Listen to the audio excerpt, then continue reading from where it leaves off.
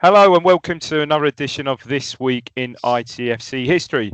My name is David Diamond, and along with my good friend and colleague, the Renegade Statman, we'll be looking back at the names, the games, the wins, the draws, and the losses from this week in ITFC History.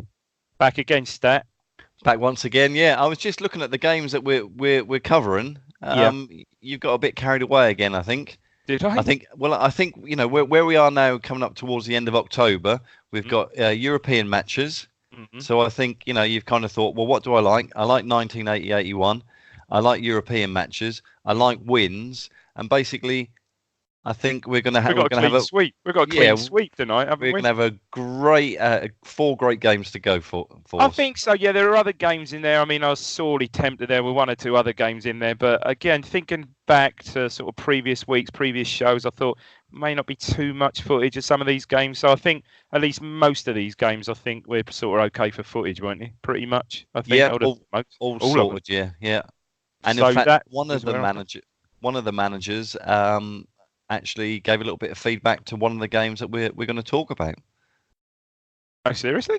Seriously, yeah. Oh, great stuff. Oh, I love that. So at some point, I'm going to have to look down at my phone to make sure I've got that message. Yeah, and I'm not usually tracksuited up or topped up, but I am tonight. Just to explain, I've got half a kitchen, and half my kitchen is missing. So open to the elements, only with like a sort of bit of a stud wall in between, with bloody great gaps in, and a bit drafty, mate. So yeah, well togged up tonight against the cold, mate. I thought you were dressed for the era that we might be heading to as well. And that as well. So without further ado, Stat, talking about 80-81, I've got to say this first game probably comes from, well, might well be my second favourite season ever, which is 1999-2000. Oh, come on. Your second favourite season. Oh, I think you've started a debate there now. No, it's probably not, but it's up there. It's not my second favourite because it'd probably be 77, 78, wouldn't it? Of course it would be, but yeah. What about 91, 92?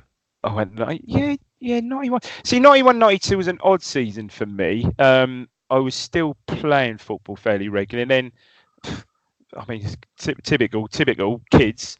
Along comes Jordan mid-season, born. So I was sort of out of the loop for a good sort of 3 or 4 months, probably. That sort of set me back a bit. So, yeah, although 91, 92, yeah, great season. And, yeah, I did go as many games as I could. Yeah, not quite the same, perhaps the same affinity as certainly this season anyway, probably, for me anyway. I mean, I'm also thinking of 2008, 2009, when obviously Roy Keane took over. That was a great season. Yeah, that was monumental season. Absolutely. Here's a question for you. Go on. When was our last decent season? How many years back are we going now? Are you going to throw 14, 15 in there? Because I'm not, because we stumbled over the line. Yeah, we did. But it wasn't a bad season though. There's some good games in that season. There were some good games. Ended in. I think just for Murphy's goals alone, it would probably be. You have to bring that, but freaking bloody hell! Before that, yeah, there was that season. There's that season you're talking about when we missed out by a point to the playoffs. We beat Hull last game, and if results had gone our way, we would have snuck in. Yeah, that was a decent season. In fact, did we cover a game? Was that 08, 09? Was it? No, that was. I think we're actually covering a game. I think that was 07, 08. 07, 08, yeah, we'll cover a game there, yeah. We'll get to that in a minute. But anyway, Stat, set the scene, 99, 2000, and this is a great game. This is a game I well remember. So it's the 19th of October, 1999. It's a Tuesday night, a 7:45 kickoff. So we would have been in, what was that, the Ensley Nationwide Division 1 back then? Can't remember what was sponsored. Was it Ensley, was it? Probably.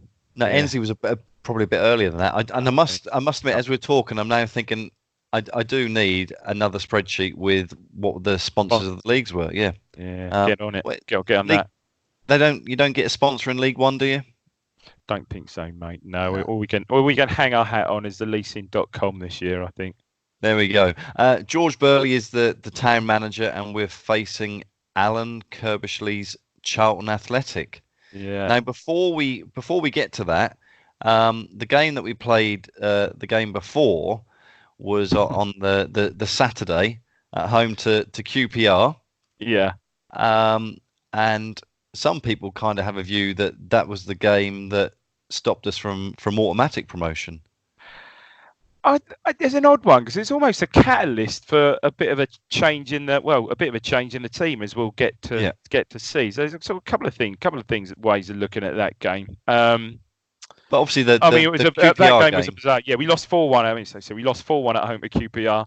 And best remembered, and funny enough, when I saw these games were coming, when I picked the games last night, I did go on YouTube, and just a funny moment where basically Jim Magilton is basically kicking the crap out of, is it Pete? Is it Gavin Peacock? Gavin Peacock. Yeah, absolutely.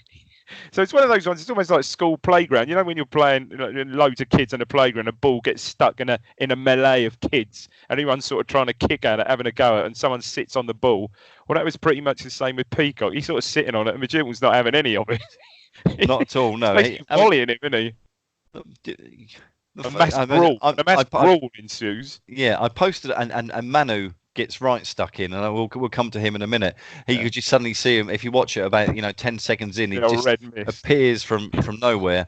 I think the tackle was fine, and I even think going for the first kick, because Peacock is trying to do that thing he used to do. He kind of shield the ball, and you've kind of lost it. But then the third one stop.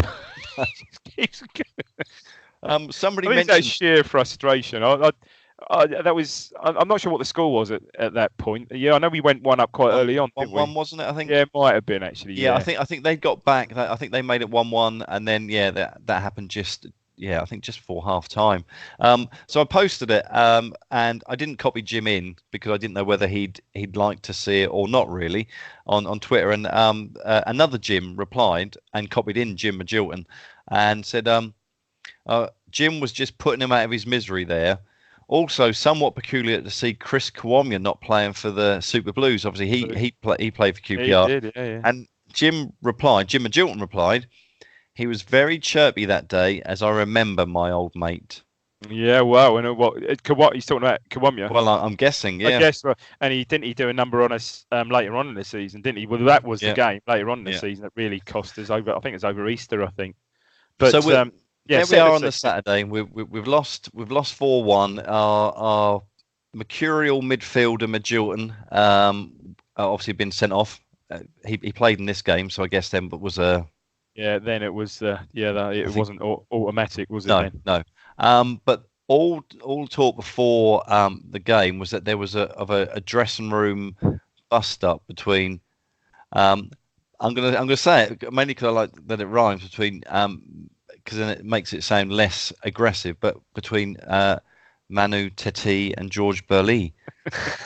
Yeah, I mean that's a bit of an unfair matchup, really, isn't it? It's like bloody heavyweight against certainly lightweight or featherweight, even, isn't it? But you like to think good old George stood his ground there, and clearly, Manu was quickly ousted out of the team, which meant a shock? I don't know. I mean, this arguably was a turning point. Who got drafted in, but Tony Mowbray.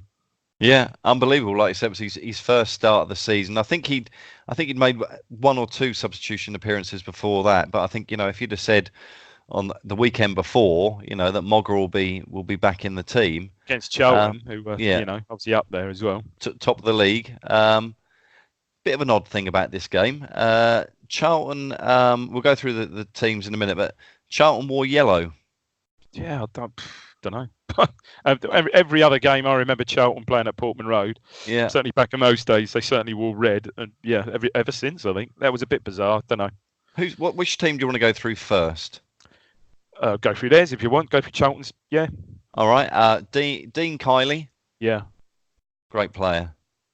See him spinning around on the pitch. It's the only one I know. Yeah, that's someone you just can't get out of your head, isn't it? Oh, and when he kicked the ball, sometimes it was like a locomotive. Yeah, I've forgotten any more Kylie songs. Go on, I'm sure there are loads. Okay, Shields. I don't know. Dean Chip? No, I don't know. No, I'm struggling with that one. Don't know. Powell. That's Chris Powell. Chris Powell, yeah. I wonder if there are any other people in this. Certainly, there's a couple that have gone into management from this game. Rufus. Yeah, Richard Rufus, centre half. Rufus, a player. and Yeah, a guy who was coming back to prove himself. Yeah, Eddie Youds. I mean, I was Youds. surprised that he wasn't injured. No, his time at Ipswich is a bit unfortunate, wasn't it? Yeah. And there's two things I think of Eddie Youds. It's one of them always being injured, and two of them perhaps being the most handsome Ipswich Town footballer in that red and black kit that he wore. His few appearances. And the other one was he was on the cusp of being an Ipswich hero till everyone then realised it was Gary Megson that actually headed the ball into his own net, not a power header from Youds, remember? Well, imagine that. That would have all been different. Moving into midfield now, Stewart. That's the old Chelsea planet, Graham Stewart, I think. Graham Stewart, yeah. Newton. Eddie Newton. Yeah. Kinsella, depends how you want to pronounce it. Is that Eddie Newton? Might not be Eddie. Yeah, it is Eddie. No, it's not. It's Sean Newton. Sean Newton, is it? Sean Newton, yeah. Eddie Newton was Leicester at Chelsea, wasn't he? Eddie Newton scored a cup final, I think. Proper brother? Are you saying? I'm saying not sure on that one by our standards. I'm not sure. No, I'm not sure. But certainly Eddie Newton's Chelsea. This is Sean Newton. Didn't Sean Newton score a hell of a goal against us? Yeah. Didn't he? Oh, maybe. I don't know. I'm all over the place with this, but could well. Yeah. Well, hang on. 99. Could well be Eddie Newton. Hang on. When did Sean Newton? I haven't got my book here. I'll carry on. You think about that. So then we got Mark Kinsella. Yeah, certainly Mark Kinsella, ex Cole U, of course. Yeah. Whose brother? Yeah. Tony. Yeah. Yeah, played for Town, of course. Yeah. Well, when you say play for Town, he didn't play. He didn't make a debut for the team. Did he actually not get on? Did he not, Tony Kinsella? Did he not? Maybe you're right. Obviously, you're right. Obviously, you know. I don't know. There's 40 odd players played, and I'm thinking he was very much perhaps a squad player that didn't. It's always a problem with you, Dave. Is that when I say things, I'm fairly confident, and then I sowed a seed. Yeah. I sowed a seed. He played plenty of reserve and combination games and stuff like that. Yeah, maybe you're right. Yeah. Hunt. Yeah. Can you remember the name of this hunt? There's been quite a few hunts around. It certainly has been loads over the years. Yeah. I think this is Andy Hunt, isn't it? Andy Hunt, who was prolific in that season. He was a great goal scorer. Jones in that season. Keith Jones. Yeah. And Robinson. John, I think, the old winger. Yeah, good player. I used to quite like him. Yeah, good player. I mean, a lot of this team, if you remember, so 99, 2000, 98, 99, 97, played 2 years before against us in, obviously, the playoffs, which is where it was Sean Newton, which is where Sean Newton scored the goal at the Valley, didn't he? Yeah, it was Sean Newton. It's all coming back now. They had three subs that they used. We didn't use any subs, but the three subs they used was Brown, Solarco, and Barnes. John Solarco, Anthony Barnes. Yeah. Any idea? I mean, looking at that side, I just can't remember how much that changed throughout the season. I know looking at it because obviously they ultimately spoiler alert, they won the league. Certainly different. Was that the season? I don't know. So Dean Kiley would have been in goal because Sasa Rilic would have been a season or two before, wasn't he? He played certainly in that unbelievable Sunderland game and stuff. So yeah, I mean, it doesn't. You look at a side on paper and you think, really? But I can't recall whether they added much to it. I suppose it's pretty strong midfield. Stewart, Newton, Kinsella, yeah. And like you said, you mentioned Hunt. Hunt was prolific, yeah. I've no idea how many goals he scored. He scored 20. I'd like to say he scored 20 plus, probably, yeah. Let's go on to our side anyway. What we got there. When I was typing this out in the notes, I was thinking, obviously now with Mowbray back in, it's kind of sort of almost fits the 1980-81 team where you could have a fairly good stab at who's going to be in this team. Well, there are a few changes made from that QPR game actually. You go through them. Yeah, with Richard Wright in goal, Fabian Wilness and Clapham as your. Well, Wilness was back in for Gary Croft. Was Gary Croft was it then? Was he detained at somebody's pleasure around that point? Round about then, wasn't it? It was round about then. I want to say he scored against did he not score a winner against Man City a few weeks before? I don't know. Yeah, it was certainly roundabout, all round. Someone will put us right. It was all roundabout this time, wasn't it? He actually went to prison, didn't he? Oh yeah. He got let out with a tag, didn't he? Obviously. Yeah, and became the first player to wear a tag. He went away. Yeah, I'm sure it was only category C or something like that. But anyway.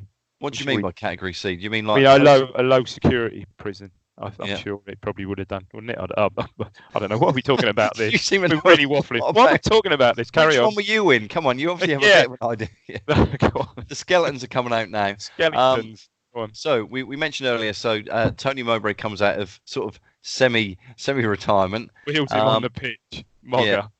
With Venus and John McGreal.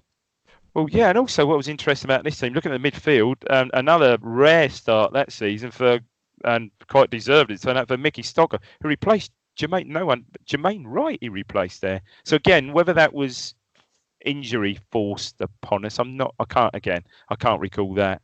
And so that was quite a big change. It was a huge change. So now I was just looking at some notes there, and I suddenly thought that. I thought, yeah, we've got no subs, but yeah, fine. So and he does brilliantly well in this. So he's in there with Matt Holland and Jim Magilton and Jono and Scoey up front, which was a great front too. When I watched the goals again, it just, you have to appreciate what a great player Scowcroft was and what he brought into the team. And he kind of, as the season petered out, and the thing that I always find really sad is that at Wembley, there's two things. One, I wasn't there, but secondly, when the players are lining up, he's obviously standing there in his suit. One side, he did as much as anyone to get a fantastic player playing there, couldn't he? And I still maintain that, if he'd have stayed that season and a couple of seasons on, I don't think we'd have got relegated. But anyway, water under the old bridge. Go on. But we always blame Jonathan Barnett for that. Yep. No. I've still haven't replied to his email where we said that last time, so have to get back to him. Jonathan, really sorry, but thanks for continuing to watch. Yeah. Let's get straight into the goals, and we didn't have to wait very long. What I remember about this game was that you were like, blimey, it's one of these games. Blink and you miss it.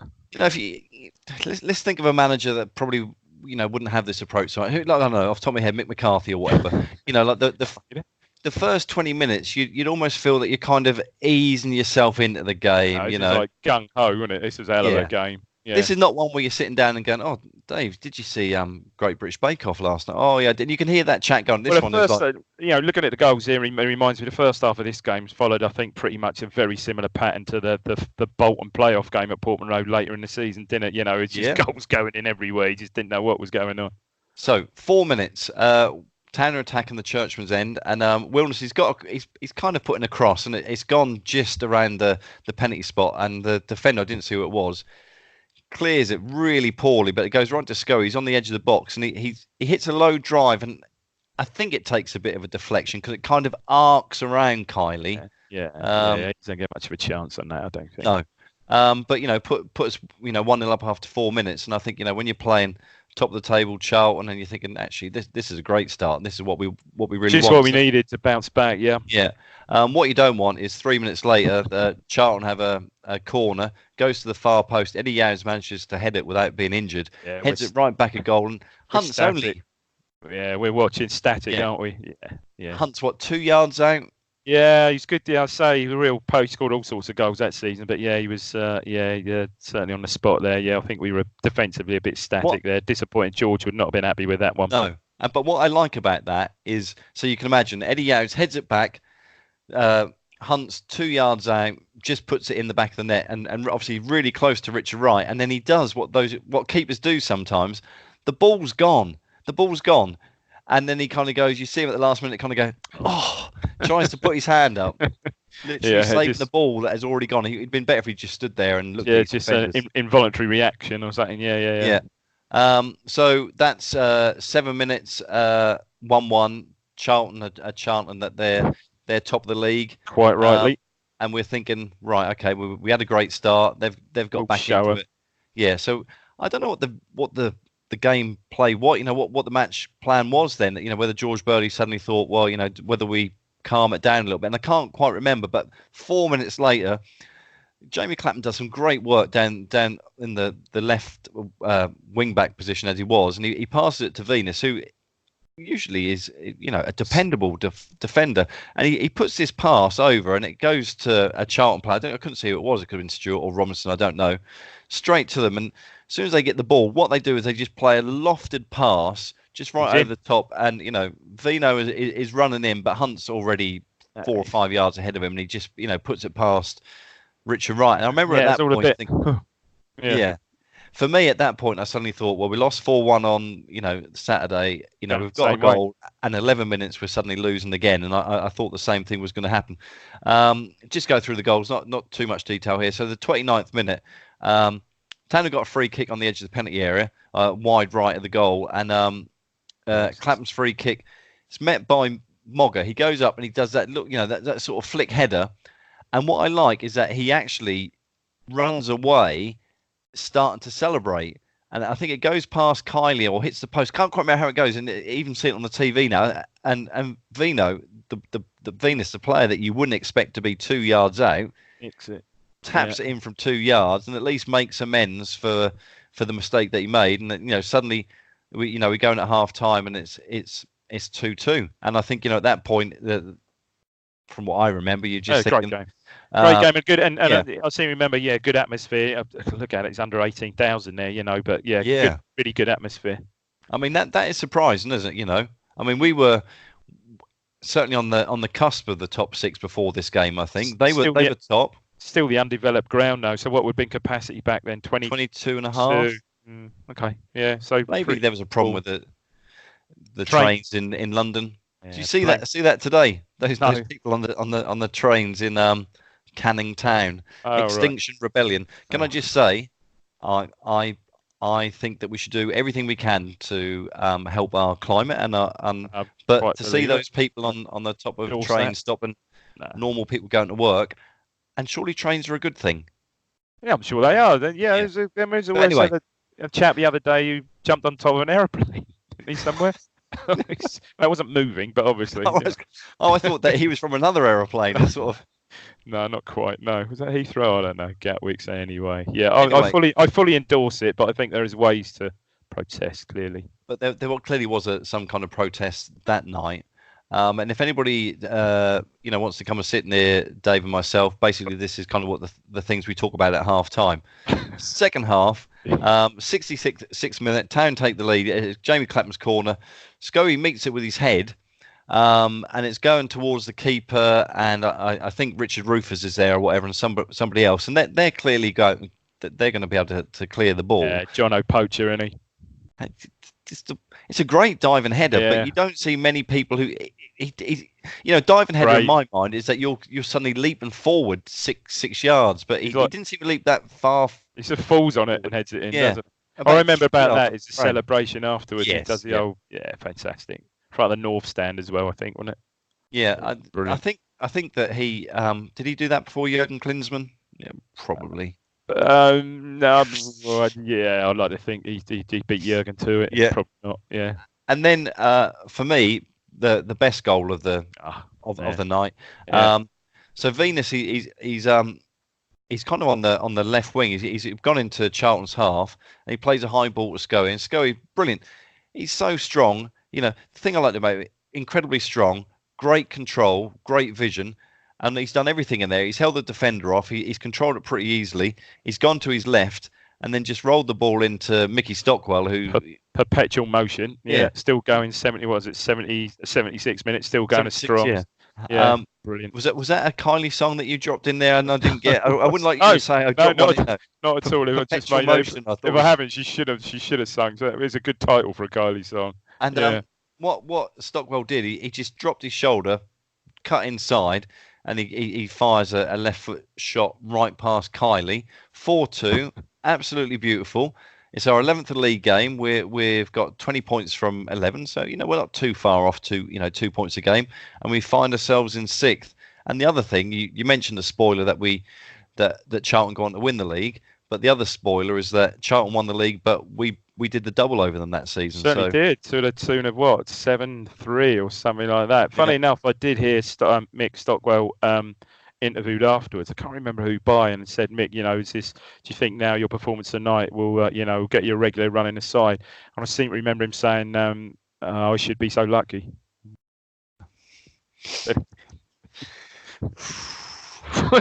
I can't even believe I couldn't even think of that one. I spent the whole time. Yeah. Well, no, there's two things. It was enjoying the crapness of it, but also thinking I wish I had come up with that Yeah, first. of course. But, Yeah, of course, of course. Yeah. Oh, it's a good, Next time, important win. We were on a not such a great run. That was perhaps our worst run this season. Did a little bit of research. It's something we don't just throw this together. But since a 1-0 home defeat, we won on a run of 12 matches. So lost 1-0 at home to Birmingham back in September, 18th of September. And the next 12 matches, 1-4, drew 3, lost 5. So hardly playoff form at all until that away draw, 0-0 draw with Norwich in November. So we weren't in a very rich vein of form. So this was one win during that period. And the next one, and that was a bit of a scruffy one, came the very next Saturday. We won 1-0 away at Walsall with Naylor, I think, scored like literally 90th minute. So yeah, we weren't in a richest vein of form, were we? But we still obviously battled through, got beyond that, and yeah, obviously, we all know how that season ended. Yeah, that was a good season, that mate. Got a great number one for you, mate. Very good number one. Before you go to your number one, oh god, because you always forget about this, the manager game. Yeah. No. So who was manager? Kerbishley. So now, what do you want? There was a manager. Hang on, he was manager forever though. He was manager about bleeding 15 years, wasn't he? Maybe even longer than that. And also, he did start off his management. He was joint manager with Steve Gritt. So I'm ignoring Steve Gritt. I want to know who the manager was when it wasn't Alan Kerbishley. Before and one of the names you'll go, of course, he was the manager of Charlton. And the other guy, for me, I know round about that time was he in Dowie at Charlton? He was after, yeah. Was he? He was the one after. He was the one after. I couldn't tell who it was before. I mean, no, it was. Come on. Confide in me. It's a song title. Who sung it? I don't know. Who sung it? Madonna. No, it's the thing. It's our own script. It's the Kylie theme. She sung "Confide in Me." Oh, I see. Oh, did you? Oh, God. Yeah. Man. Good. I've lost that. Just completely went over. Shall I tell you who it was before then? Go on. No, he's first and second name both begin with the same letter. That doesn't help me at all. I'll give you. It's not Arthur Alston. No. Okay. Charlton. No. Go on. Who is it? Go on. I don't know. Lenny Lawrence. Oh, Lenny Lawrence. Yeah, I knew you'd kick yourself. Nice one. Got good number one stats. Yeah, number one. So what we're 1999. So October 1999. Yeah, she's still active now. She was very young then. Very young. American. Very young. Female singer. So I'm going to go with Britney Spears. Close, but not her. Christina Aguilera. Yes. Was it? No, it wasn't Dirty. Thinking about that. It was Genie in the Bottle. Yeah, good. Tune. Tune's that. Love that. Come up with a song that doesn't involve the Jam. Oh shit! Hang on, I'll put on these other three. But we might give you a chance for that now, because where we're heading to now, I've got the program stuck to the desk. I have to have it.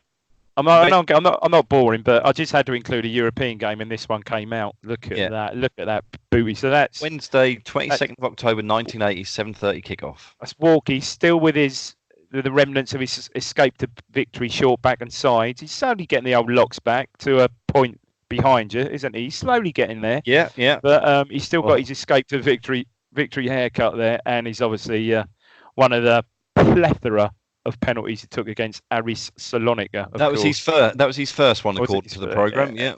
Dispatch that. Look at that. Look. Yeah. Now I don't know about you. Before we go ahead, and sometimes I think, we should do it in the right order. So we know it's a Wednesday night. It's 7:30. We're at Portman Road. 17,000 of us there. Again, this is a very small crowd, isn't it? Yeah. Why is that? I don't know. I guess they weren't the most. Obviously, they weren't thinking of who we played later on in the tournament. They were, I guess, not the most. Well, not a name, of course. I don't think I'd probably not. When it came out, who had ever heard of Bohemians Prague? Yeah, Sparta Prague and Dukla Prague, but not Bohemians. I don't think. So 17,000 turned up, which meant that there was about 20-odd thousand that didn't turn up. Because you could add 38,000. The 20,000 people who didn't turn up, would you say that they were mainly leave voters? Do you think? Is that what they thought? Not going down to watch this fandangled European stuff. Well, yeah, you might be right, but I'm sure. Yeah, I guess fairly early in the competition as well. You'd like to think, had they drawn at that stage as St Etienne or a Cologne or something like that, no doubt they'd have got more to it. But I'll give you another reason, better than the other one that they would leave voters. It's going to be a Kylie song. Go on. No. It was the unless she sung 18th game of the season, and I didn't know whether that had an impact. I'm not suggesting that everybody.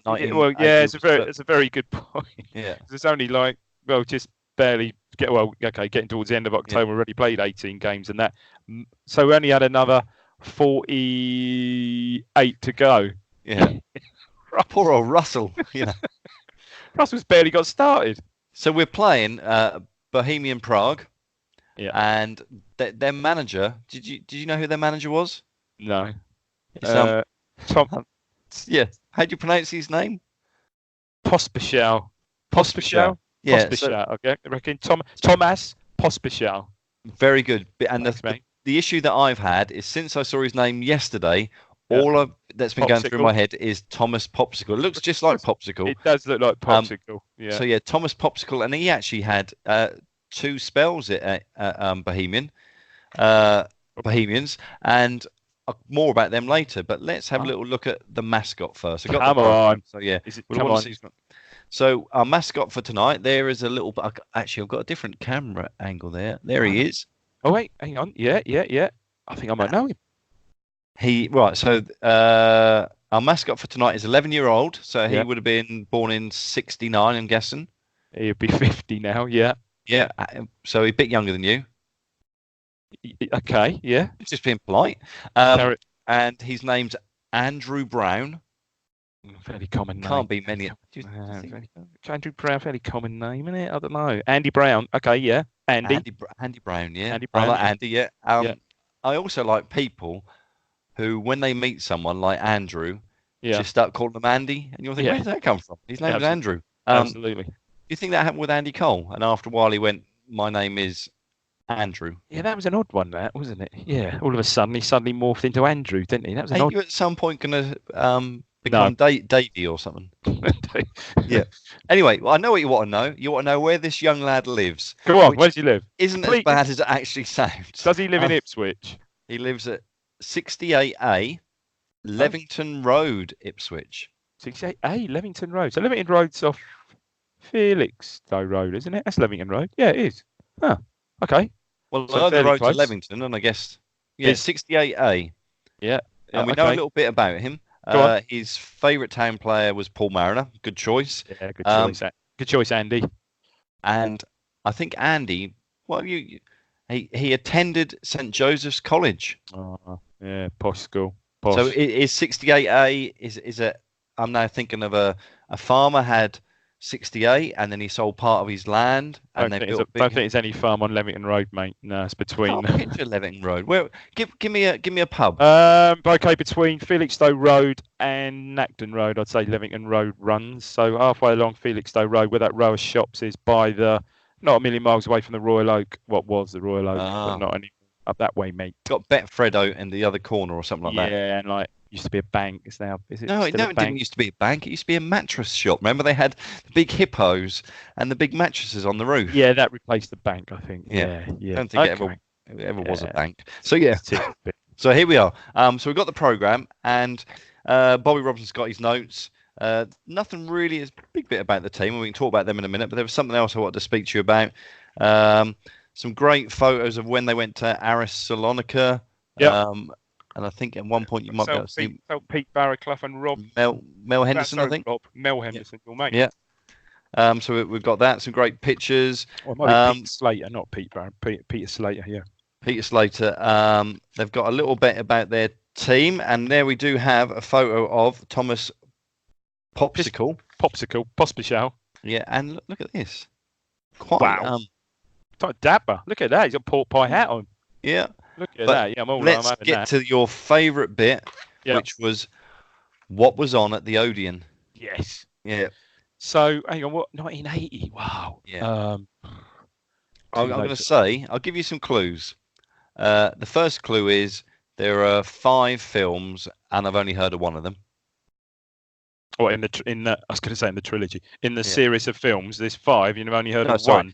There are 5. There's a list of 5 sorry. films. Oh, I see. Oh, 5 film. Wow, what a choice. Actually, I realised that they've got 3 Odeon 1, 2, and 3. Yeah. And then they've got the Gaumont, which has just got one. Two screens. 2 screens, but yeah. Okay. No, they haven't. This is great. I should read this before, because I thought that one of the films was called 3 Days Only. But I didn't realise that back in 1980 that the Gaumont was only open 3 days only. Of course, because it's showing Sunday, live Monday, music, wasn't it? There's a bloody live music on bloody twice a week, probably. All sorts of bands going in. They probably, they had to cut short the film so U2 could turn up. That one's for Olimar. What a couple of years later, 3 years later, 4 maybe. Somehow go on a road trip and come up with a film called 3 Days Only. Because there should be, that's what they came up with. So there are 4 films. Let me start that again. There are 4 films, 3 at the Odeon, 1 at the Gaumont.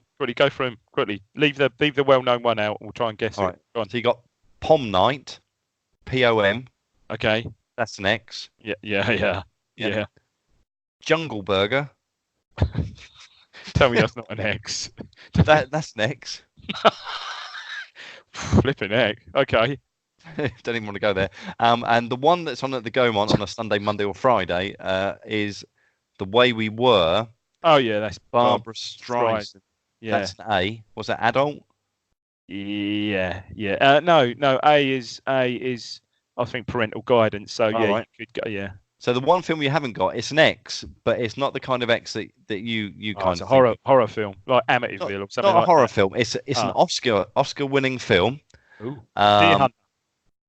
No, I don't even think the same guy's in it. But it's a guy. I often think of Robert De Niro and this other guy who is the most famous character in this film. And it's about, if you can imagine, and it's not about, but the title is about, I'm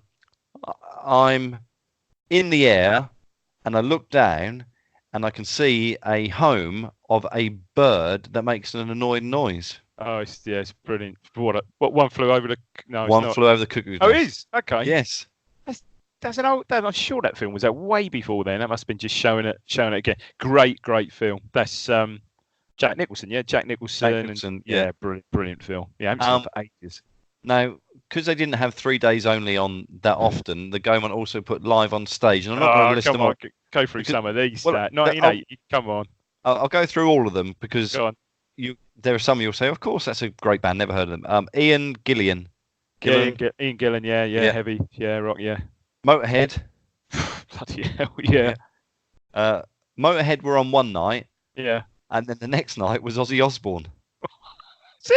Consecutive nights? 22nd of October, Motorhead. 23rd of October, Ozzy Osbourne. Go on, yeah. How good was that? Then you got Halloween. So I don't know whether it's a Halloween act. Boxcar Willie. Oh yeah, country and western. Yeah. All right. Uriah Heep. Yeah, sort of bit of a prog rock band, I think. Yeah. Shawaddy Waddy. Wow, there you go. Yeah. Sad Cafe. Oh yeah. You never heard of Sad Cafe? Yeah, great band. Yeah, good band. Yeah, great. A couple of really big hits in the. Yeah. What was that? Everyday Hurt. Something like. Yeah, good band. I might look at that later. And the next one. I'm glad I've read ahead because I'm not going to say that there were like 5 films because I'm pretty certain that the act that played on November the 11th, 1980 didn't have the name Battle of the Bands. I'm guessing it was Battle of the Bands. I'll guess it was Battle of the Bands. I'm glad I read that beforehand. Tangerine Dream. Tangerine Dream, yeah. I think again heavy or again I get prog rock. I think never my scene really. Orchestral Manoeuvres in the Dark. I may have even been at that concert, OMD. I certainly saw them. OMG. I certainly saw them before with Gary Newman and Tubay Army. So I saw them before. I may have even been at that concert, 1980. Yeah, possibly one of my favourite bands. Drop in here that you went to see OMD with Gary Newman. I went. Well, Gary Newman. No, I didn't. I wasn't with Gary Newman. Gary Newman was supporting OMD. Sorry. Yeah. Oh, blimey. Yeah. Elkie Brooks. Yeah. I've heard that name. John Anderson. Yeah, he was with John Anderson. Was like with Yes, and I think Jethro Tull. I think. Oh no, it's Ian Anderson. John Anderson. No, I don't know him. Sorry, no, it's Ian. Maybe his brother. Don Williams. Country and Western. Yeah. the Wurzels. If I didn't, I'd have paid. I don't know why I didn't go and see the Wurzels. Unbelievably brilliant. Yeah. Saxon. Heavy. Then on the 17th of December was a band that I thought, I can't believe they played in Ipswich. I'm going to come back to them. On the 26th was obviously the start of the panto season, which was, do you want to guess what the panto was? Snow White. Mother Goose. Okay, close. So on the 17th of December 1980, can you just tell people where the Gaumont are, where the Gaumont is? People might not even know where it is. Well, it's now the Regent. Right, okay, so what we're talking about is the Regent Theatre. Yeah. Dire Straits. Better, serious. Dire Straits, 17th of December. Yeah, I mean, they were big, but not big, not quite a big stadium band. So they'd obviously released not Money for what's the first one? What's that? I'm trying to think what the first one is. Yeah, 1979. So they hadn't released like Money for Nothing. That was like mid-80s stuff like that. So they weren't a big stadium band yet. So yeah, they were still playing venues, obviously like the Gaumont and stuff. Yeah. Right. Let's now. So Sultan's a Swing. So they released Sultan's a Swing. Yeah. We better get to the game stat. Let's get to the game. Well, first of all, I want to talk about Bohemian's kit. Rhapsody. Yeah, you've taken one of my jokes already. Green and white stripes, very much like Whitton United. Yeah, I'll give you that. Yeah. Whitton, yeah. Green and white, green shorts, green socks. Whitton certainly played in my day. And like you say, actually, there's a fair bit of this that we don't need to come up with, but I just kind of get involved. So I know a fair bit about. So they had a naming dispute with another club called FK Bohemians. Where the hell did you get this from? Wikipedia. Program. So, yeah. Oh, okay. Yeah. So effectively, Bohemians of Prague broke away from TJ Bohemians Praha Sports, and I'm guessing that was like some sports company. So basically, the sports company went, all right, fair enough. They invested in a lower league club in the third or fourth tier of Czech football and pumped in loads of money there. And said, brought them right through. And said, you can be now Bohemians as well. And then there was some long-running dispute, and it went down for a while, and I thought, stop looking anymore. So Bohemians of Prague, or whatever the name is, or FK Bohemians, and there was all lots of different names, are currently in the Czech First League, or as they call it in Czechland, Fortuna Liga. Oh, okay. Yeah. Well, look, we'll go through their side. Just going through their side. Ignore everybody else. There's one player that stands out, isn't it? What, Bikovsky? It is Panenka, the famous surname Panenka, that lends its name to the famous chipped penalty. Now, do you know? I'm sure you do, being a long-standing football fan. Do you know the reason why Panenka made such a name for himself with the chipped penalty? It was in the competition he did it in. Wasn't it in some final or something? He did it in what is now called the Euros. He did it in the final of the European Nations Cup, I think it was called then, in 1976 against the red hot favourites Germany, West Germany. And it was literally, I think it was the winning penalty and a penalty shoot, a massive shock. Germany were 74 world champions. I mean, were expected to, obviously England, of course, didn't qualify. It's in the 70s, so we didn't qualify. Massive, huge shock. And first time anybody's ever seen it. He chipped in the winning penalty. So, runs up to the ball, stops, and absolutely chips, which I assume was maybe Sepp Meyer, I think, was in goal. Perhaps someone will put me right about that. But yeah, it hadn't been seen before. And what a tash, you've got to say. Come on. Yeah. And I know, spoiler alert, in the away leg, he scored a really cracking free kick. So he was a bit of a free kick penalty specialist, scored a cracking free kick against us in the away leg. But we're not concerned with the away leg stat, of course, are we? But was his free kicks any good? Were they any good? Because obviously his penalties were, because they were named after him, and you said he was a... No, I don't think his free kicks were called Panenkas. I don't think, no. But he was a very good exploit. He certainly was in the second leg, from what I remember. My favourite part of this show... Right, let's go through the. I'm not going to name the bloody Bohemians managers before and after. No, I'm not. No, but I tell you what, I don't care if I don't know. I did type them. I was going to type them out, but I didn't. But let's go through their team quickly, just because you will be able to correct my pronunciation. So Haruska, yeah, it was a keeper. Rubicek. I'll give you Rubicek. Yeah. Jakub. I'm going Jakubec. Jakubec. Yeah. Prokes. Go Prokesh. Prokesh. Yeah. Oh yeah. Yeah. Ondra. Yeah, I'll go in Ondra. Bikovsky. Yeah, I'll go Bichovsky, I might go there. So it's a bit C, sounds like CH, I think. You just said you didn't say a lot, and suddenly you're sounding like I'm interested now. Go on. Nemec. Yeah, I'll give you Nemec, definitely. Antonin Panenka. Yeah. Cermak. No, Cermak, but yeah, Cermak obviously reads it, doesn't it? Yeah. Chalupka. Great name. That's my favourite name of the lot, yeah. And Kukau. Yeah, Kukau, yeah. Yeah, no, I mean, the only one I really know is perhaps it would be the only famous Czech footballer I would have known around about that time was Panenka. But yeah, and the town side. Before we go through it, yeah, I can just picture two guys doing the Bohemians Prague this week in Bohemians Prague history, and they've come up with this game, side. And they're going like Cooper. That's right. Burley. Walk. Brazil. Muchran. Gatesh. There you go. You can go through them in a way that you think people in. So Cooper, Burley, Milch, Oshman, and that's Dutch. Butcher, Warwick, Muren, Gatesh, Mariner, Brazil. So beautiful. Well, yeah, I mean the only thing there is clearly is Tyson's missing and Steve McCall plays in place of Tyson. Otherwise, obviously the team picks itself with a special mensch for the great beat on the bench, which we'll come to in a minute.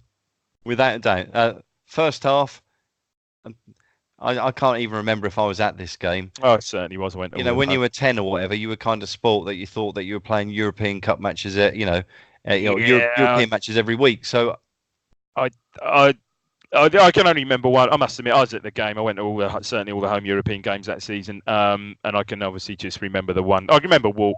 Well, spoiler alert, but yeah, Walk's scoring lots of goals. But there's only one thing I remember about this game. I'm not sure most people would say the same. Oh yeah, without a doubt. So I mean, the first thing is it's on the it's the second goal. So Walk scores in the 48th minute. His first goal. He's on the edge of the box and he shoots, but then it takes a deflection. It's one of those. The keeper, unlike Richard Wright in the other game, the keeper should be going for this, but he's stretched out, arcing back like that, and as the ball has just taken a clip off the defender's foot or whatever and just loops right over him. 48 minutes. That was John Walk's 79th goal of October. 6 minutes later, he thought he'd get his 80th. So, but the thing about this, and you picked up a good point about Tyson. So what I did, before I looked at the teams, I went and had a look at the goals. And before this goal, I'm thinking, that's a great run. You can tell by Tyson. I think Mills gives it to Tyson or something on the left wing, and Tyson runs really cultured with the ball going. You think he's really comfortable with it. But McCall. Plays it. It was Steve McCall. And when I went back, and I thought I'd never really thought of him. Underrated player, Steve McCall. Yeah, more than held his own in that team. In that great team, and obviously carrying on in the season after Christmas, he's a permanent fixture in the team with Burley's knee injury. Yeah, but I'm not underrated in Town's history because he played all those games. But yeah, a very unsung member of this team, very important. As I said before, if we'd have had other potential replacement squad players of his caliber, then I think we'd have certainly won the league. Oh, without a doubt. So he does a great run. He plays the ball into Brazil. His effort comes back off the post. And the thing that I like is that when you watch something on YouTube from 1980, you're kind of thinking the ball seems to have just jumped about 3 feet, because I'm guessing aren't as many pixels. But yeah, it comes right off the post and walks there. And I've got to say, when I look at my notes, I'm kind of unsure what I meant and whether there's some sort of autocorrect. So it says Brazil's effort rebounds off post and Walk fires it. In Zills. Something to do with Brazil? Don't know. There you go. So that's 2-0 up. But then you're right. This is the thing that everybody remembers. So Kevin Beattie comes on in the I don't know. This goal was in the 85th minute. I don't think he'd. It's almost he hadn't been on long. It's almost a sort No. of special. It's almost a American football special play. Like Robson gets him on, and no, I'm sure he wasn't. But within a couple of minutes, we get this free kick. 25 yards out? Yeah, but the thing is, can you kind of say, obviously Osman and Butcher are there, 1980-81, and we're talking about, Osman plays all 66 matches.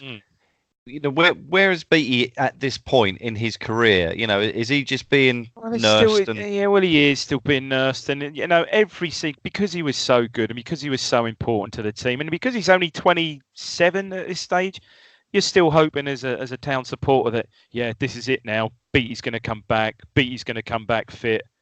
We've got a best player in the club's history. He's now coming back. We're going to win everything. And honestly, Stat, he was that important, that special to the team. Again, it was never going to happen by that stage. But look, had he comes on, scores this. Well, we'll get to that in a minute. But as he stays fit from then on and is able to play so we said we've got 48 games left. Honestly, if Kevin Beattie was able to play 35 of those, it's never going to happen. But if he was going to play 35 of those, my God, we'd have won it. Would have probably won everything. Seriously. Who would you have dropped? That's a very good question. Yeah. I mean, well, as the season pans out, it would have made way because he'd have probably slotted in centre half alongside Osman, and Butcher would have gone to left back. I would have thought. Because I think Butcher was certainly.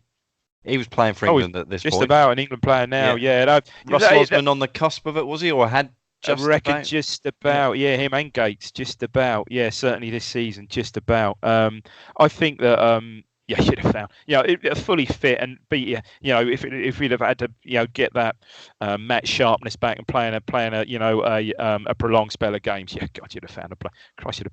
I say pitch him up front because you wouldn't have done because you'd left out there. But as the season, like I said, transpired with Burley being out, either you would have played him centre half and Butcher at left back. I'm just trying to think the cup semi-final at Mansfield Park, and again, someone will put me right, but I'm pretty sure Beattie didn't play left back that day. I'm sure Butcher would have played left back, and Beattie would have.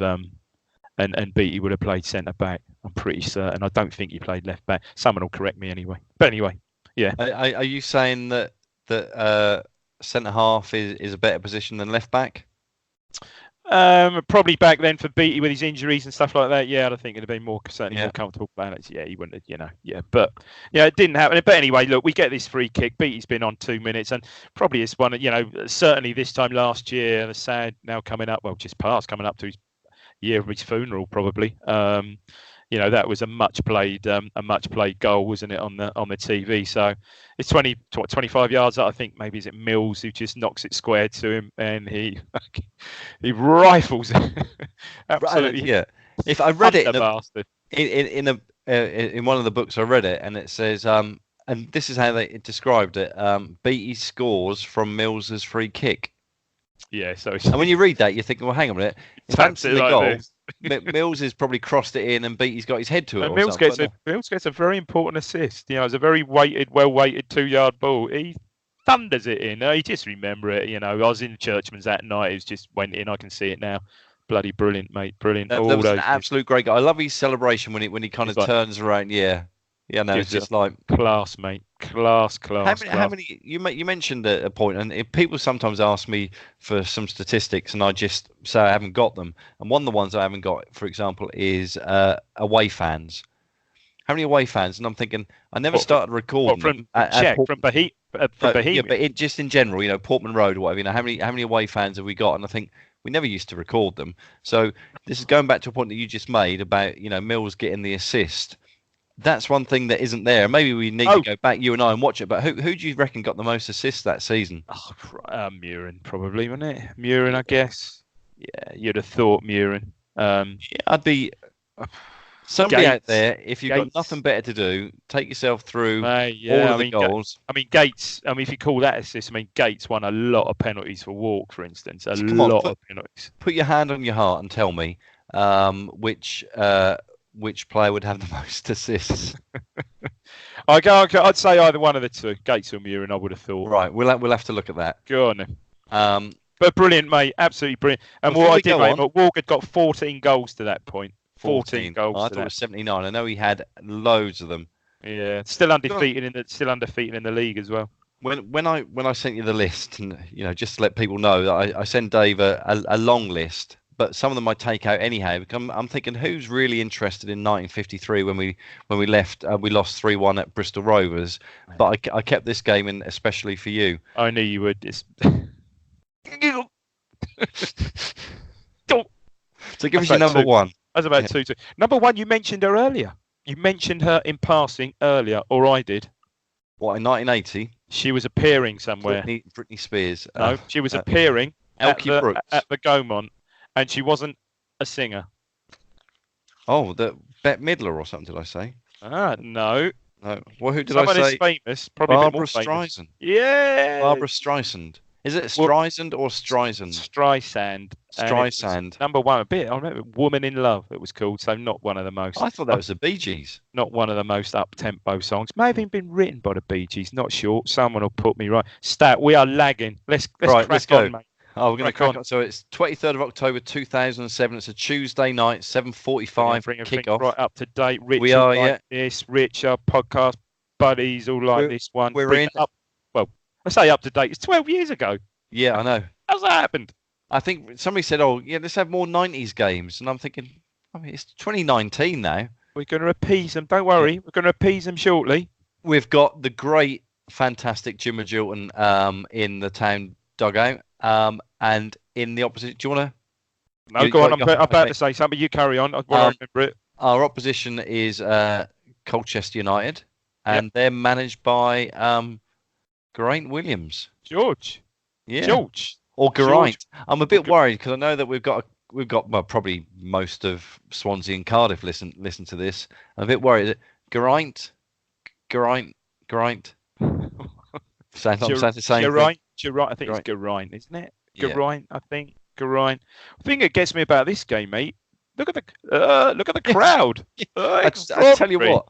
Look at the crowd. Maybe we had more money in 2007 because 17,000 turned up to watch a UEFA Cup second round first leg match. Albeit 27 years before. Yeah, nearly 26,000 people watch Ipswich play some no-mark team from down the road who think that they're our rivals and we don't really care about them. But I remember people used to go, do you remember when they used to play on a Friday night? And I used to know some people who would go and watch them on a Friday night and play on a Saturday. Why would you do that? Because football, if you're football Shouldn't fan, have of course you would. Wow. Surely, if you're a football fan, of course you would, mate. Yeah, absolutely. But yeah, 26,000. Let's go through. Go through Cole U. And I'm desperate. I like our side. Oh, I like a look at our side. What unbelievable! I'm trying to, full of ghouls. I was trying to position it when I was going through. Yeah, so they've got Aidan Davison in goal. Yeah, ex-town. Did he make an appearance? Stat? You would. I don't think he did. I think he obviously played in the game with Tony Kinsella. I think so. No, I don't. I don't know how you pronounce this next name. Bollock. I was going to go with. You spelt it right. Ballock. Balogh. Yeah. Balogh. Someone's got to know him. Put us right. Yeah. I don't know him. Baldwin. Pat Baldwin, I think, centre back. I think, yeah. And this other guy, should have signed. Actually, it's either Pat or it could be Mike. I'm not sure. Go on. Elico. Gee, you put Elicobi unit. He was a unit, wasn't he? He done well because shortly after this, he was on his way to Wolves, wasn't he? Didn't he get injured to get playing against us? Yeah, and great player. I would have. I think we were linked with him a couple of times, and yeah. As we are with some of these Cole U players, we pick them up now and again. The old nugget, don't we? The old nugget. We do, yeah. Was that a joke? No joke. No, I just only thought that. Yeah. Or a Carly film title. Right, title, song title. Mark Yates, is it? Yeah. Connolly. Sure. There's been loads of Connollys. I'm not sure. So say Billy. Billy. Is it Billy? No, Billy. It's. We could have even written that as a script. But honestly, mate, that's like the Abbott and Costello. Who's on first base? If you've never seen that, look it up. Who's on first base? There's a very good. Have you seen that sketch? Abbott and Costello, and it's called the baseball sketch. YouTube it. You'll find it. Something like it'll appeal to you if you've never seen it before. No, I think I know. Who's on first base? What's his name's on second? There's a film. Tomorrow's on third or something like that. It's so clever. With somebody, well, clearly somebody in, but they've got a young lad. I think there are parents who are going through some kind of separation or whatever, and they've got a young lad, and he listens to that. But honestly, mate, that is it so Jackson? Johnny Jackson. Is it Jackson? Yeah. Yeah, he's Jackson. Yeah. Granville. Granville. Yeah, excellent. Daddy Granville. Charlton, yeah. I think. Yeah. Leicester, maybe Leicester as well at some point. Great. I always liked him. Lisby. Yeah, obviously. Yeah. 44 today. Ah, okay. Yeah. So that was how old was he back then? Let's not turn it into a GCSE maths lesson, but that was 12 years ago, so I'm guessing he was 32. 32 or 1, yeah. 32, 1, yeah. Mm-hmm. And so he was quite old when we signed him then. Guess so, yeah, because we signed in the next season, did we? Or season R? Yeah, I think it's when he had his... Oh, anyway, God, no. Wait a minute, no, let's not... We don't... Yeah. I've lost. Go on. Yeah. Next season. Platt. Gale. Yeah, I was going to go with that. I don't know who this guy, one of the subs... one of the subs wasn't used. This was incredible. I've forgotten about this. Yeah. Sub's not used Dean Gherkin. And that was his full name. I didn't realise it carried with him throughout his career. Yeah. We'll go with the other one, McLeod. Yeah. No, don't know. Yeah. And this name is it Sheringham. Forgotten all about Teddy that. Sheringham. What? Playing for Colchester. Forgot all about that, mate. Forgot all about that. Yeah. Crikey. Wow. And you would think Teddy Sheringham on show would mean that what an attacking lineup they've got. You know, they've got Kevin Lisby, who perhaps about 36. Wait a minute. Let's get to ours in a minute.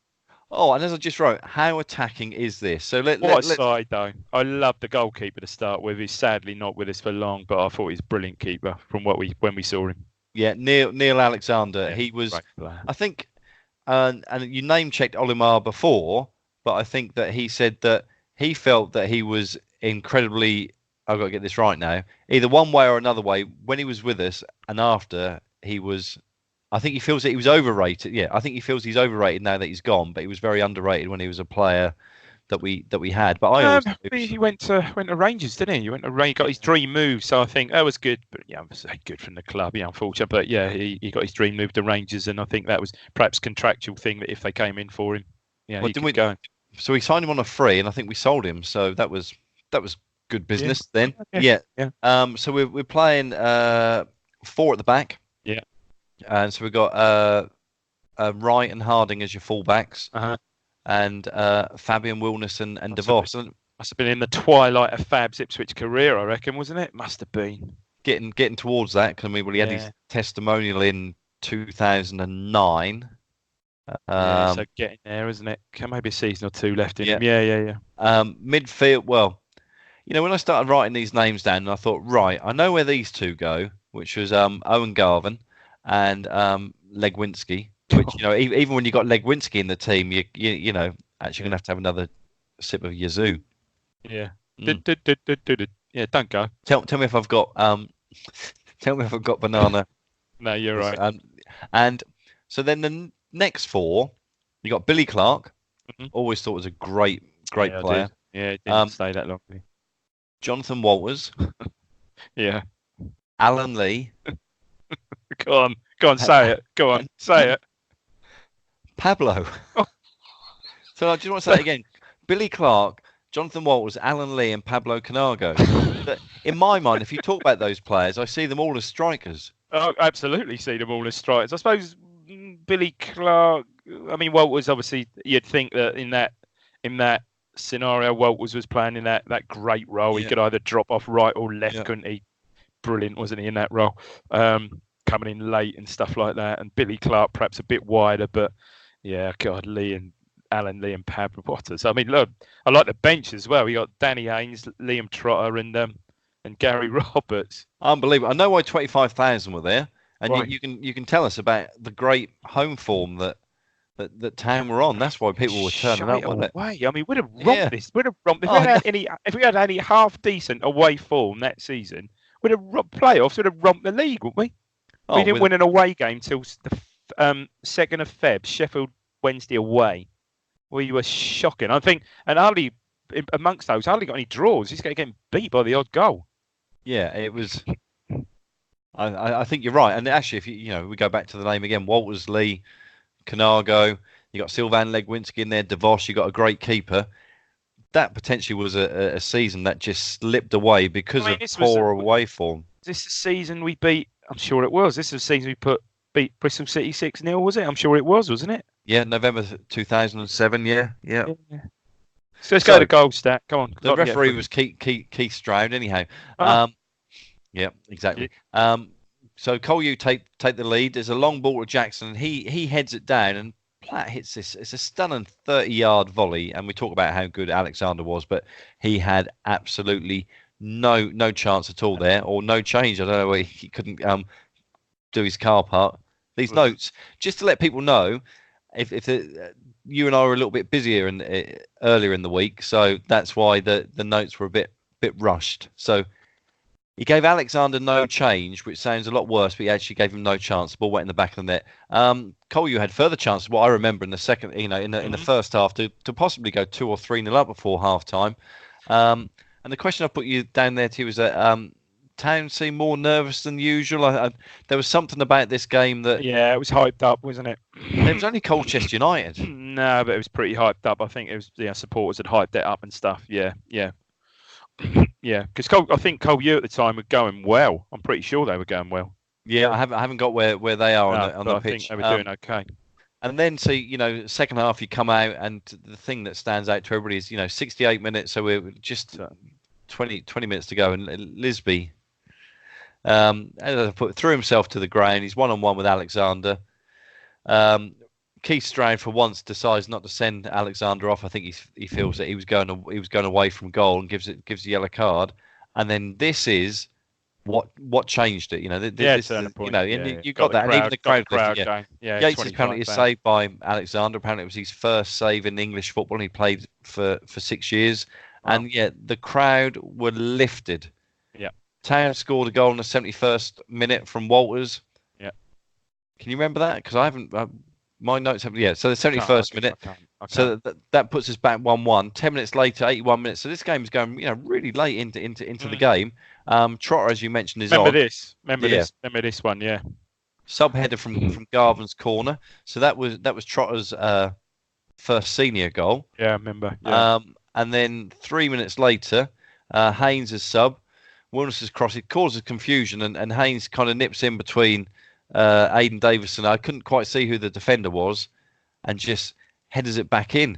And again, I think it was probably at that point that I suddenly thought we're going to get our 9th consecutive home win. And then the Colchester United fan, I remember, ran on the pitch from to finish it off. Now I asked some people for some thoughts or memories of the game, and one person who came back to me was. His Twitter name is @Magilton7, and he went. Yeah, that's a coincidence. Yeah, I know. Danny, I'm guessing he meant Danny Haynes, but I guess yeah. Danny reported injured on Saturday morning for a midweek game prior to 2 derby games. I made it my mission to visit him on the treatment table on both occasions and asked him politely to get off and sit on the bench. The rest, as they say, is history. Oh, man. Hey, cheers for that, Jim. I like that. Yeah. James, love that. Yeah. Loving that, James. Loving that, mate. So you're pleased to know before we, if you might have another one, we're going to go for the manager's one. We won't name. So after Geraint Williams, there was Kit Simons, who was the caretaker manager. We won't name him. I want the permanent manager before Geraint Williams, and who followed him. Paul Lambert.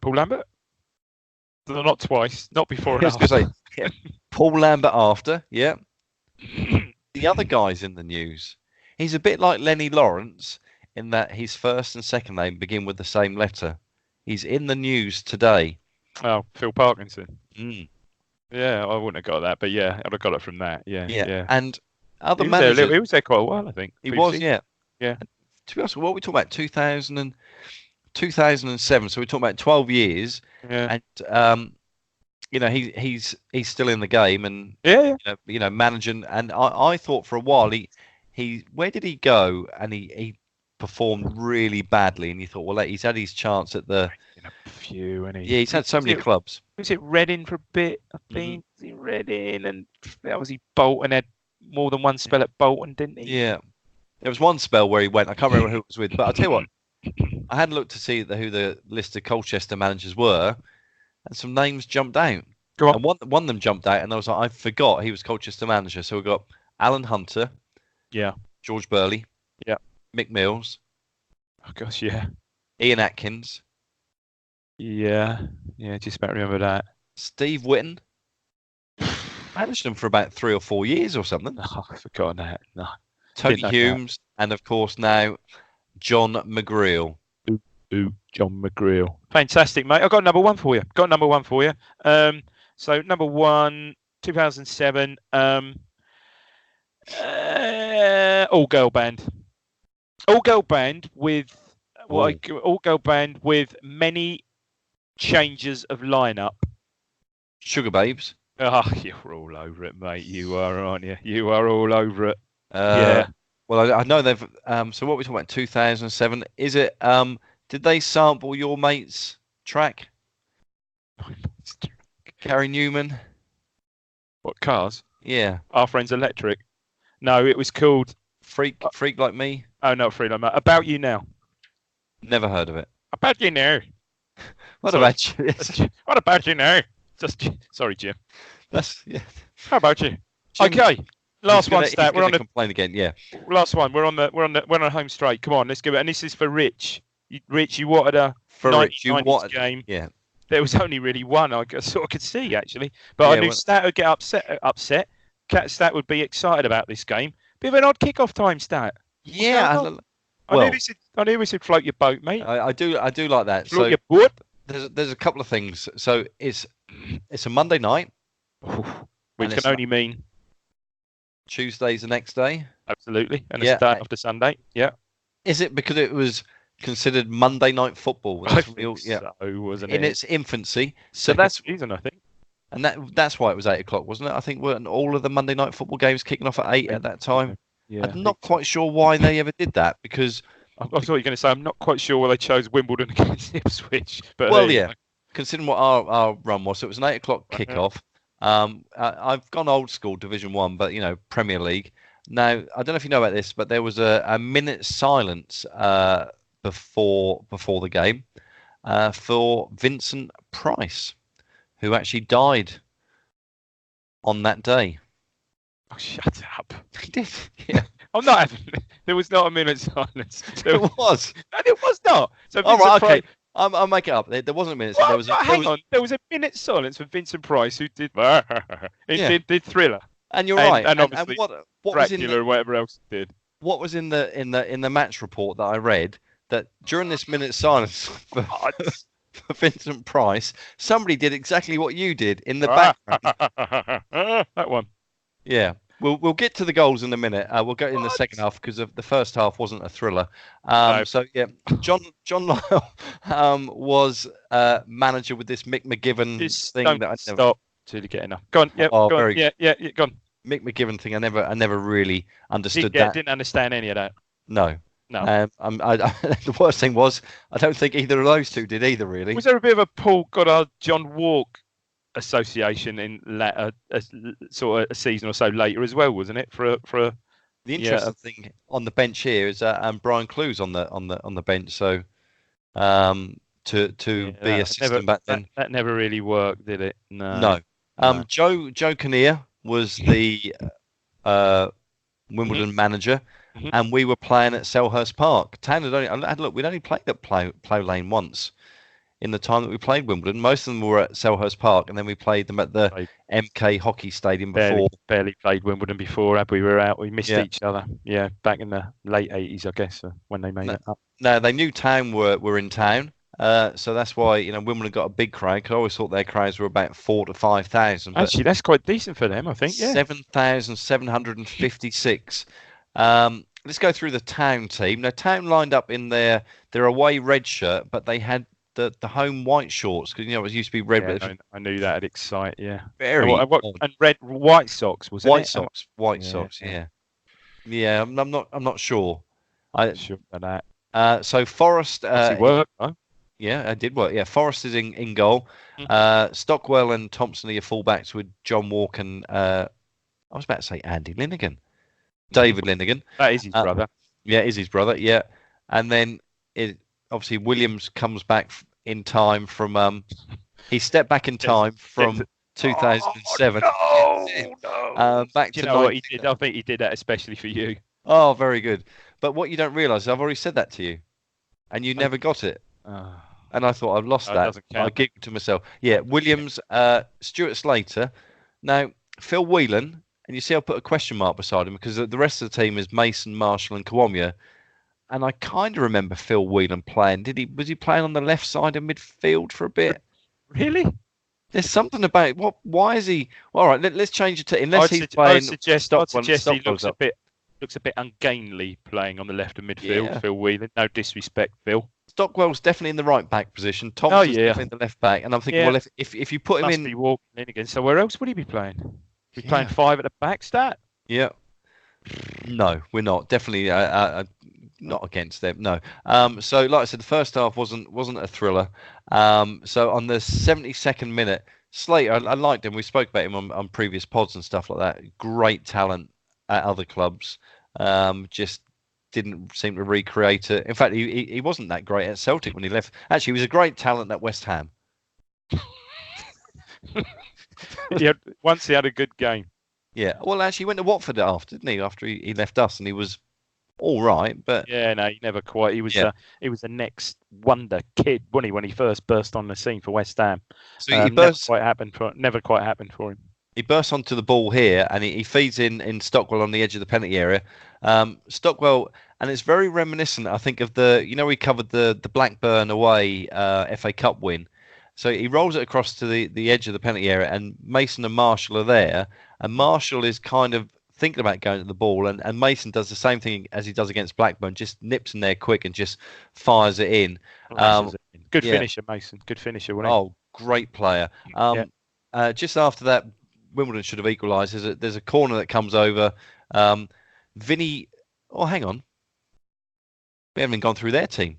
Oh, God's sake.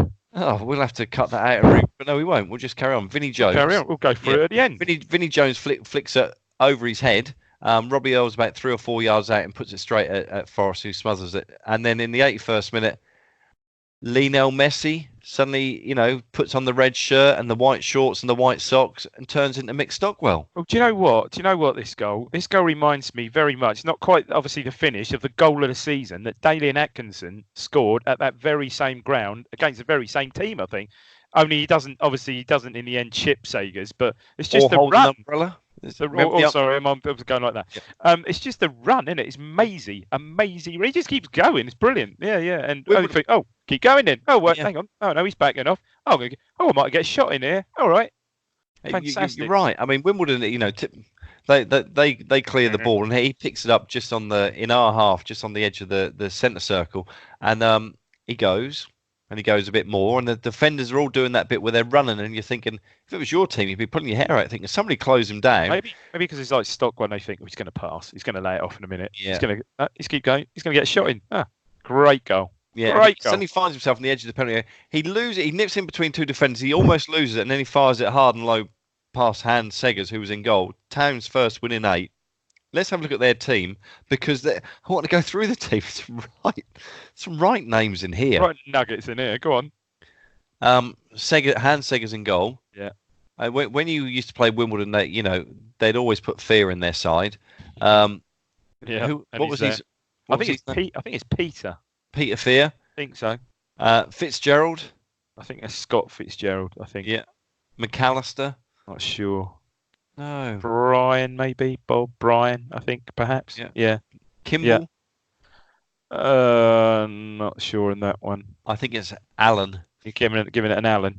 Okay. Alan Kimball. Yeah. If it is, I believe he used to play for Cambridge, if it is that one. All right. Yeah. I hardly remember the guy's first name. Ardley. It's Neil Ardley. Neil Ardley. Yeah. Earl. Yeah. Robbie Earl, yeah. Sanchez. Yeah, bloody hell. FA Cup winner. FA Cup winning scorer. Now, can you just point out to people, because if people are of a younger age and hear that there's an FA Cup goal scorer playing in the Premier League with a surname of Sanchez, they might. It's not Alexis. It's not Alexis. No, it's No. Laurie Sanchez. One of the biggest shocks. So probably arguably the biggest shock might have been in last, I don't know, 50 back in the day with Sunderland beating Leeds. But yeah, sorry, Wimbledon beating Liverpool was the real shock, wasn't it? Yeah. Vinnie Jones. Yeah. Blissett. Yeah. Not Luther, I don't think. I think that's Gary Blissett. Yeah. When I typed it, I thought I'll have to look that up, but it can't be Luther. It's Gary Blissett, I think. Yeah, Holdsworth. Yeah, that's Dean Holdsworth. Yeah, look at the bench. Look, Christ Almighty, look at that. Joey Barton and John Fashanu. That must have been Warren Barton and John Fashanu. That is, some names there. Still some names from their cup. So from their cup side, Sanchez, Jones. Yeah, probably the two on the bench. I think. I don't think there's any others there. Probably, maybe Robbie Earle. Did he? I'm not sure. Yeah, and that was we've spoken about this season before, and in days gone by, that's the season we should have gone down. If we'd have gone down and sort of third from bottom, gone down with some honour. But although then you think if we'd have gone down, would we have then signed Matthew the next season? So the season after that, we had the famous Matthew-Marshall combination. But yeah, at least that season we'd have gone. We all know what Sheffield United scored that last-minute winner. We went down and we stayed up, but we would have gone down with some honour, which obviously led to the embarrassment of the following season. But it's a good names in that side. Good names that Wimbledon. Well, I'll tell you what, looking at this, and a few of them actually, and people back then had a view that Wimbledon were just, kick and rush, long ball football and stuff. And some of them have gone on to play. You look at Holdsworth, Vinnie Jones, whatever you think about it. He played for Chelsea. I think he kind of transformed himself a little bit there. I don't know. Yeah, Barton. Leeds, play for Leeds. Yeah, Leeds. Any idea where Wimbledon finished that season? 7th. Sixth. Wow. That's a great result for us. In fact, we always used to do well against Wimbledon. We played them 9 times. No, we played them 13 times, won 9, drawn 3, and only lost 1. But that was quite horrendous. Yeah, but that was the last game of the season, wasn't it? Virtually, certainly the last game at Portman Road. There's been a few. I think we spoke about one the other week when we lost way back in the 76-2 at home to Derby. You always get those sort of outlying, funny old games with nothing on at the end of the season. Yeah. Right, but, so here we go. Who was the manager before Joe Kinnear and after? I wouldn't know. I'd say Bobby Gould still, but I think that's probably wrong, is it? Peter With. Wow. We covered him on the last pod, didn't we? Bloody hell. Yeah. How long for? I don't know. I wouldn't remember that. Yeah. Christ. And after, he was a foreign manager. Oh, did he? I remember this, and I can't remember his name was. He used to wear wellies, didn't he? His name was Olsen. But I can't. Olsen, Egil Olsen, was it? Egil Olsen. Nicely pulled out. Well done, mate. Yeah. Pulled that one out of the shopping bag. Egil Olsen. Got number 1 for your stat. Probably 93. You might have actually mentioned these. I'm sure these probably may have even played at the bloody at the Gaumont. It might have been one of the bands you read out. They certainly were regular visitors to the Gaumont, and this was number 1 for a long time that year. In 1993. Yeah, lead singer, a bit larger than life character, I'd suggest. A bit larger than life. Larger than life, lead singer. Yeah. And when you say larger than life, are you saying that they're above average size? I guess so, but yeah, a real sort of personality as well. Yeah, This guy. Yeah. Let's say his name.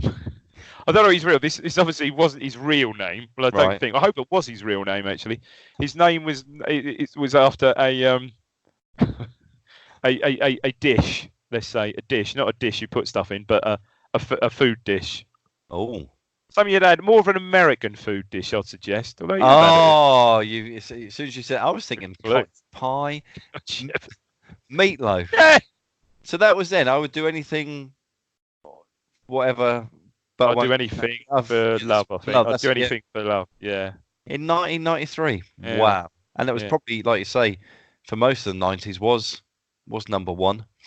I think it was number one. I think it was probably a couple of months. Stat. What birthdays we've got? Actually, before I go any further, sorry, very remiss of me. Ipswich Town digital media editor. So I'm pointing at you. Post. How's it going? I saw your little vignette with Matt Holland. That was very good. Yeah, I mean, And you posted that one of me pissing myself laughing, didn't you? Of course. yeah. Well, to be fair, I just wanted people to see what your reaction was.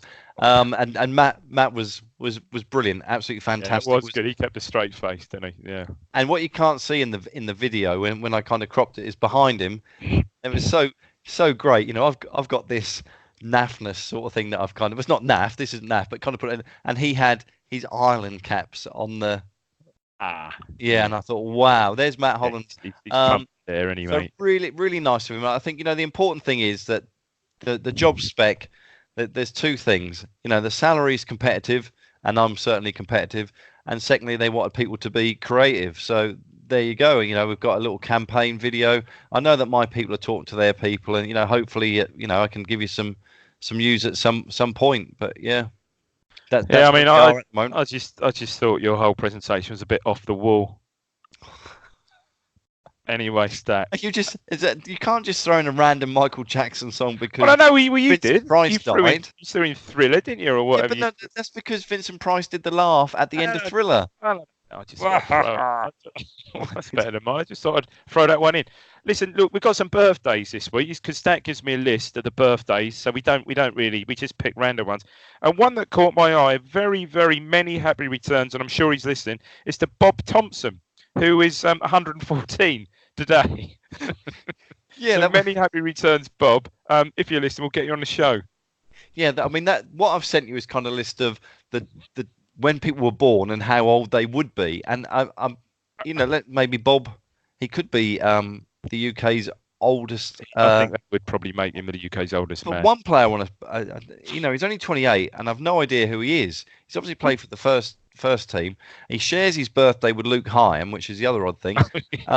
Tom Adeyemi. Hang on, wait a minute. 20? Oh no, nearly. Oh yeah, Tom Adeyemi. Did they ever play? Would they have ever played in the same? No, ridiculous, because they wouldn't have played in the same side because he never played. No, Luke had left. Three times. Luke Hyam had left, hadn't he? That close season. But what you're saying is, how many times have Ipswich Town played with players that born on exactly the same day, same year? Shane Supple and Jaime Peters, as we always call him. No! 4th of May 1987. They're born on the same day. Brilliant. God, you must be all over that. That is fantastic. In fact, Shane Supple is great. And Shane Supple sent me a message to say that he would send me a Matt Holland video. But he couldn't do it in the office because the lads in the office would basically take the mickey out of him. So he'll do it when he gets home. So Shane, if you're watching this, just a polite reminder. Other birthdays I want to pick out. Luke Wolfenden, 21. I tell you, I'll watch him now. He's the one in blue. Yeah, he plays with a lot more experience than a 21-year-old. A lot more a mature player. Good. Yeah, definitely. I mean, he's certainly one. He's taken to. Well, he had that season with Swindon that stood him in good stead, and he's started the season brilliantly. I think. Yeah, he can play as well, can't he? Do you know what? He's had a good career. That's obviously in lower league. Tom Eastman has played a lot of games now for Colchester. A lot of games, hasn't he? Yeah. So he got sent off on his debut, didn't he?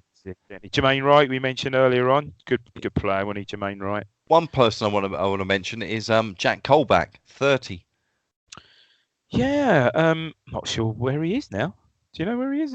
Was it Sunderland? Was he last time? I thought I heard he went around there, but I don't know. But yeah, I think he might have got released. I'm not sure. Carlos Edwards, 41, still playing locally for Woodbridge, I think. Yeah, doing a special event with Darren Ambrose at Woodbridge Town Football Club. Yeah, and Neil Midgley, another one, showed sort of a lot of promise. Scored a goal in probably the season we've just spoken about, or one of the seasons we've spoken about. Never quite made it here. Billy Clark without the E will be 28, who obviously played in Roy Keane's first full season. He come through. I think he was a schoolmate. He was Jordan, my son, so same school year, and I think he played against for Copleston. When he said we used to play against Northgate, he used to play against Luke Hyam and Billy Clark in the same team. So that was a bit of a tough match. That yeah, it's a good player. And the one from going back to my era, Kevin O'Callaghan, sort of a bit of a perpetual substitute for the great season. But yeah, good player. Yeah, a very rare latter day Robson signing back in the day. Had some good ones there, mate. Yeah, good stuff. Enjoyed that as ever, my friend. Some tough number ones in there, but yeah, that was good. Number ones, did enjoy that. It was it was good. The lads all like that. Our podcast colleagues all like that. It was a bit of a filler. Hello, Ipswich Sound. Hello. Oh no, go back with that's not enough. Cheers. Can't say who that was. I thought you were going to say extra pepperoni and cheese on mine, please. But anyway, no, that was Wong's. Just wanted to, did I want some extra onions, whatever? Your takeaways, really. Well, good luck with all that, mate. I'm sure you will here. I'm sure you will, and I know you'll keep us posted. Well, you'll keep obviously your followers all posted with the events, I'm sure. But I'm a bit worried that some people don't quite get it. So there was a couple of people who were like, the campaign and stuff. Weren't taking you. What I mean, we're taking you seriously. I think they were taking me a bit more serious than the campaign kind of was. So some people just don't they don't. But I'll have the last Vincent Price laugh when I'm sitting there as digital media editor. Right, come on then. So we are. So this was this was a bit of a infill this week. There was no midweek show. There was nothing to report this week really midweek. So we filled in for the lads, put in a history show instead of a Blue Monday a midweek show. I think Rich. So we got Accrington away on Sunday, which is obviously on Sky. Back to bloody internationals out of the way again. Great. Got some injury problems potentially stat for Sunday by all accounts. Obviously, Norwood's had his minor groin operation. He must be doubtful. I think there's also doubts at this stage. We're recording this on a Thursday for Vincent Young, which will be a big miss. And I think equally potentially a big miss will be Flynn Downs, who got a knock, came off the under 20s with a bit of a hip injury, I think. Yeah, but come on, Dave. You and I sat at the Gillingham game, and you've mentioned three positions and three players straight away coming to mind. Janai Danassian, he'll come in for Kane Vincent Young. Jordan Roberts up front instead of Norwood. Okay. And joking aside, Amir Hughes could have an opportunity to come in. Yeah, potentially. I suppose that might mean Emir Hughes certainly for Flynn Downs. I think no disrespect to Norwood, we know he needs a goal. He's been off the hasn't scored since August. I think that's what someone said. Vincent Young will be a big miss. I think he will. Huge miss. Yeah, massive. So the flagship show, the Blue Monday flagship show, will be back on Sunday. I think with Rich, I believe, in the chair. Potentially Joe, I'm not sure who else, but obviously the game is live on Sky. I think is it Man U Liverpool this weekend, so that will pale into insignificant. I think it's Man U Liverpool. Who are they? Against Accrington Stanley. And hopefully me and you will be back soon. Stat, where can people? People don't even need to ask where they can find you now, do they? Yeah, at Ipswich Town. You better put a quick disclaimer. That one is a great account, at ChompX3. And to be honest with you, if it all if the planets align and stuff, then I'll still keep both accounts open. So sure, of course you will. I mean, I hope Stat, you're going to put in your contract, if it is forthcoming, you're going to put in your contract that you are allowed special leave and special dispensation to continue doing this week in ITFC history. Oh, we'll probably do it in Paul Lambert's office. Well, I hope so. Or Marcus's box. Perhaps we can get Ed along when Ed's in there or something. We saw him the other night, of course. Yeah. I was going to post that video on there of me recording Ed Sheeran going into the box to show, as part of my campaign, how good my camera work was. Here he is. Over the shoulder. He's up there. He's up there. Oh, he's sat down again. You did get him. But anyway, so hopefully we'll be back soon with another great this week in ITFC history. I know that pod will be back to normal next week, as I said, with the flagship show on Monday, the midweek show at some point next week. Obviously, we've got a game against Rotherham next Wednesday. Stat. Obviously, we're playing Sunday, of course. Yeah. So the game against Wednesday. Last Wednesday was against one of the Sheffield teams, I'd say. Was it? Yeah, might I'm be pretty right. certain it was Sheffield Wednesday. Okay. Enjoyed that anyway, mate. Good luck, and we'll see you next time.